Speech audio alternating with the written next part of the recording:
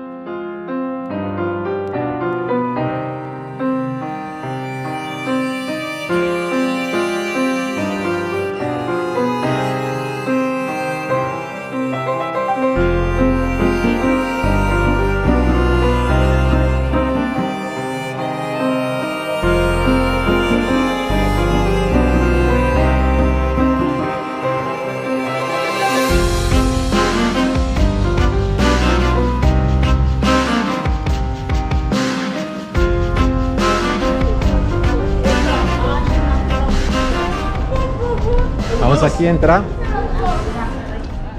A embaixada alemã teve um lugar decisivo e histórico em 1989 na abertura da cortina de ferro e na abertura das fronteiras entre a Alemanha Ocidental e Oriental. Herbst 1989. Deutschland ist geteilt. Im Osten der friedliche Protest. DDR-Bürger fordern freie Wahlen und Reisefreiheit. In den Westen über Prag.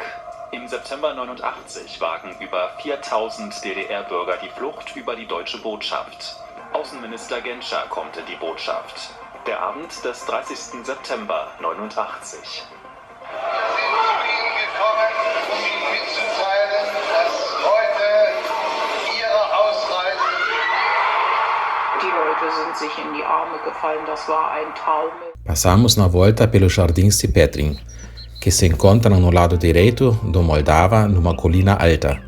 Os caminhos pelo jardim possibilitam muitas vezes uma vista linda para Praga. Esses jardins têm uma grande extensão no meio da cidade e oferecem recreação e um espaço bonito para fugir do barulho da cidade. Across the forest floor, I've been walking for days and Mas é bonito aqui, ameixa aqui, né? Aquelas ameixas.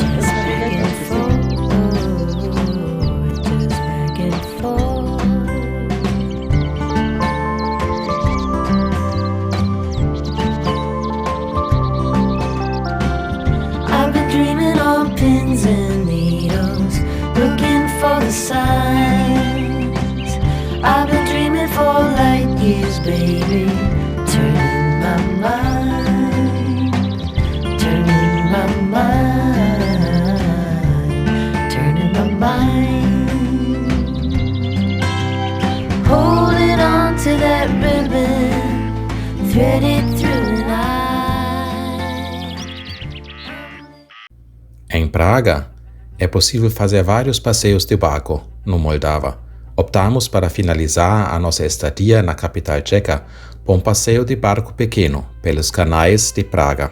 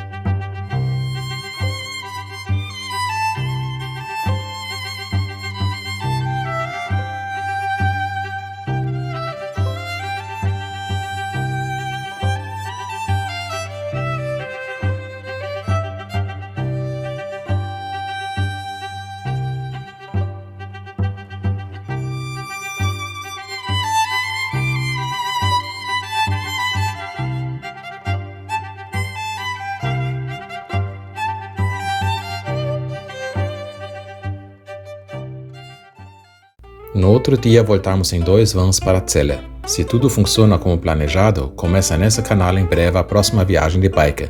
Dessa vez os biketrotters querem seguir os famosos caminhos de vinho, acompanhando os rios Neckar, Reno e Mosela, mais no sul da Alemanha e adentrando na França, Naschledano Praha. Auf Wiedersehen, Deutschland. Tchau, viagem.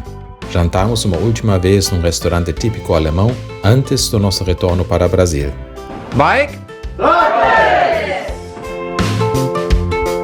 Gostou do vídeo? Assine embaixo meu canal e me dá um grande joinha.